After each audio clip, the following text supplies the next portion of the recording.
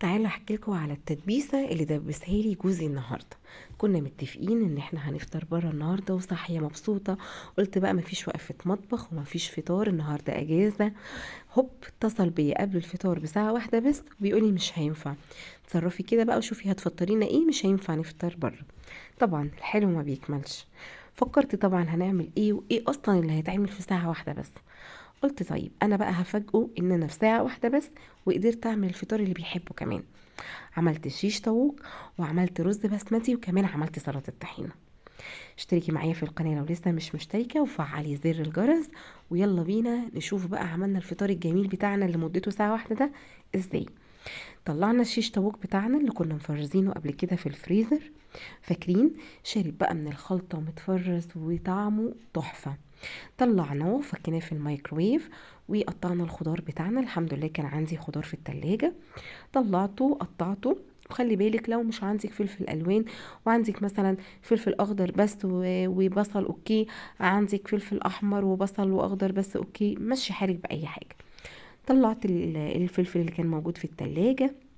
وقلت بقى ايه، هسيخ الشيش طاووق وهبتدي احطه في الفرن وهعمل له السلطه والرز. ويبقى انا كده بقى ايه، عداني العيب.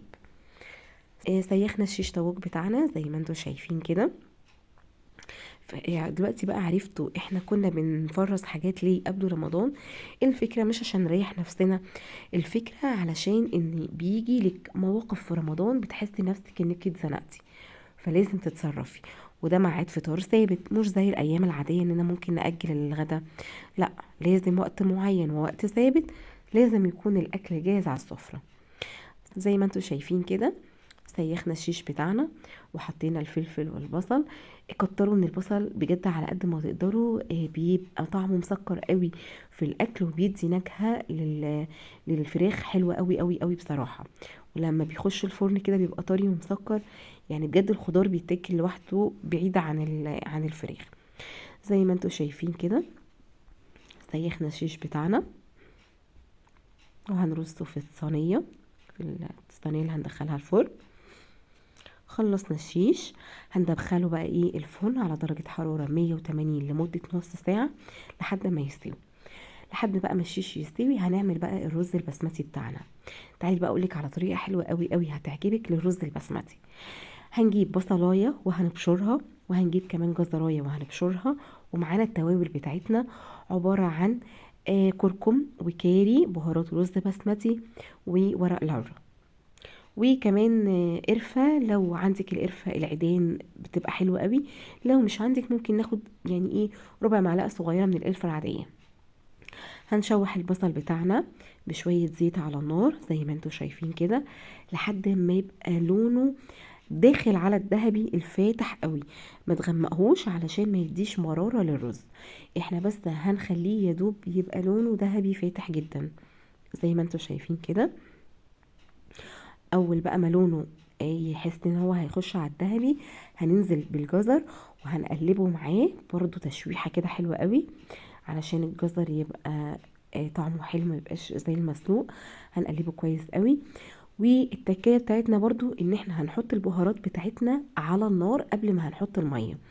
البهارات لما بتتحط على النار بتلاقيها ريحتها قلبت الدنيا، بتدي ريحة حلوة جدا جدا جدا. فلازم نحطها على النار الاول. وهنحط المية بتاعتنا قدام كل مج رز. مجين من المية، احنا هنا هنستخدم مج زي ده بالظبط للرز. فهنحط مجين مية. حطينا المجين مية على النار زي ما انتم شايفين كده. هو المج ده بيعادل نص كيلو فحسب كمية الرز اللي انت هتستخدميها. وحطينا الملح بتاعنا وهنغطي الحلة وهنسيبها تغلي على النار لحد ما المية تغلي. هنعاير برضو الرز بتاعنا، هناخد منه مج واحد بس وهنغسله كويس قوي قوي. في ناس مش بتحب تغسل الرز البسمتي، بس انا بصراحة اذا كان معلب اذا كان سايب انا بحب بصراحة اغسله. وما تنقعيهوش، مش شرط انك تنقعيه، انت هتغسليه بس كويس قوي. وبعد كده هتلاقي المية غليت هتروحي نازلة بالرز بتاعك زي ما انتوا شايفين كده. هننزل بالرز وهنقلبه وهنسيب الرز يتشرب المية بتاعتنا كلها، نغطيه ونسيبه يتشرب المية. واول ما يشرب المية بتاعته هنهدي عليه النار خالص لحد ما يستوي. زي ما انتوا شايفين كده. هو اتشرب المية بتاعتنا. قبل ما هنقلب هنطلع ورق اللورة بتاعنا اللي كان موجود على الوش علشان ما يبقاش موجود جوه الرز. هنطلعه وهنقلب الرز وهنسيبه يكمل سوا. بجد الريحة خطيرة، شايفين شكله مفلفل وبيلمع ازاي. جربوه بجد بالطريقة دي، هيعجبكم جدا جدا. يلا بقى ايه، نعمل الطحينة بتاعتنا. عندنا هنا نص كوباية طحينة. هنحط عليها الاول شوية خل، وهنحط كمان رشة ملح، وهنحط برضو ايه البهارات بتاعتنا. معايا شوية كمون صغيرة على شوية كزبرة، هنحطهم على بعض كده. وهنبتدي نقلب الطحينة. قبل ما هنحط المية هنقلبها الاول. هتلاقي الطحينة بتاعتك تخنت معاكي زي ما انت شايفة كده، ابتدت تمسك. اول ما الطحينة هتبتدي تمسك هنبتدي ننزل بالمية واحدة واحدة للقوام اللي احنا عايزينه، حسب ما انت بتحبيها خفيفة، بتحبيها تخينة. يعني انا عاملاها وسط، انا ما بحبهاش تخينة قوي، ما بحبهاش خفيفة قوي. هننزل من المية واحدة واحدة. وخلي بالك ما تنزليش بالمية كلها مرة واحدة.